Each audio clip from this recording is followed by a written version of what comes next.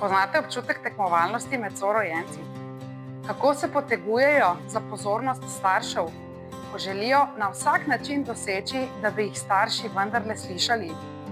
Med sabo ves čas tekmujejo, si včasih tudi nagajajo, potem pa še poslušamo tiste zgodbe o tem, kako so za vse krivi starejši otroci, kako pa so mlajši razvajeni in v prednosti. O tej zgodbi o rivalitetnih odnosih beremo tudi v Svetem pismu, in sicer v Evangeliju, kjer je opisana zgodba o izgubljenem sinu. Beremo, kako starejši sin postane ljubosumen na mlajšega, seveda zaradi očetove pozornosti. Iz te zgodbe pa izvemo tudi to, da se pri Bogu ne rabimo boriti za njegovo pozornost, saj hkrati posluša vse ljudi.